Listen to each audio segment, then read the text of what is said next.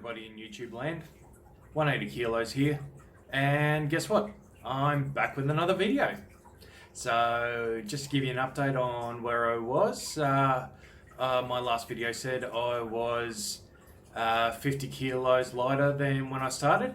Now I'm up to 57 kilos lighter, so that is 7 kilos more than the last video, or I'm currently sitting at 127 kilos.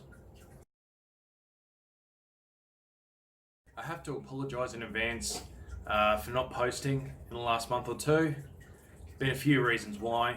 First reason is the wife and I have been looking after our daughter.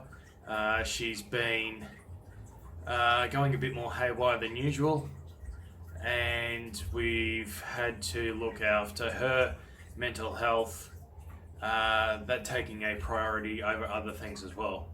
Of recently, I've been studying Certificate 3 in security operations, so that's to become a security guard.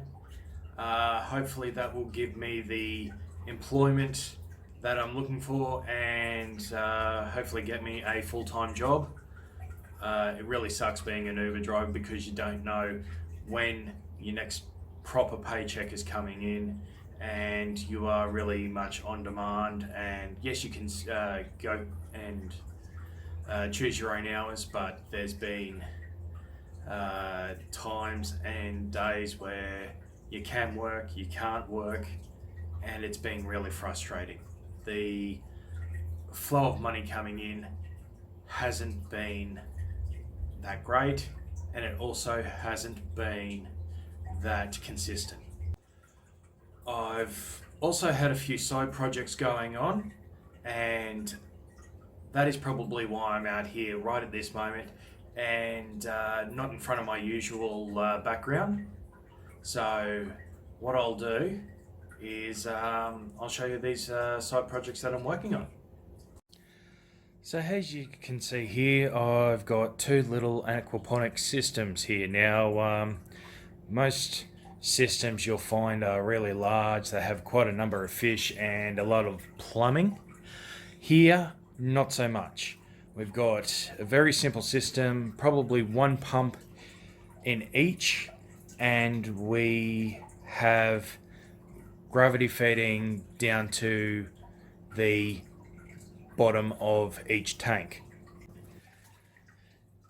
This particular tank on the right is the constant flow tank. It is mainly used for lettuce seedlings, as you can see there. The tank at the top has a constant flow that flows down to the second tank, and that's where the fish are. And the fish tank in the middle there stays at a constant level because as it flows up from the previous tank, the drain at the back flows it down to the bottom tank, and that's where the pump sits. The pump obviously flows the water back up to the top, completing the cycle. This tank here is our flood and drain system, where at the top you can see we've got the clay media that's holding all the chili plant seedlings. And what's going to happen there is every so often the pump will be activated and it will actually feed water into the top, raising the water level of the top tank to a certain point where the loop siphon will kick in. Once that loop siphon kicks in, it drains all the water down into the second tank where the fish are. Again, the fish are kept at a constant level because of the drain at the back that's at the set height, and the water from that drain will then go into the bottom tank where the pump is waiting to complete the cycle. Now, as you see with both of these systems can be interchangeable if you want to go between one or the other. One of these systems isn't for all plants. The other system also isn't for all plants, so that's why we have interchangeable parts that you can use to have the system you want.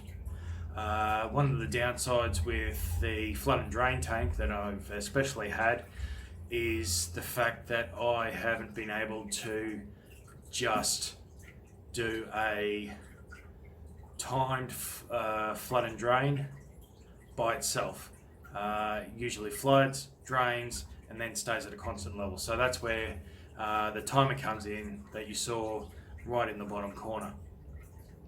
So if you would like to know more about these tanks or these systems, I do actually have a GoFundMe account going for these projects, and I will put that in the description below. And just remember to like, share and subscribe, and also remember, seeing is believing, that you're getting screwed.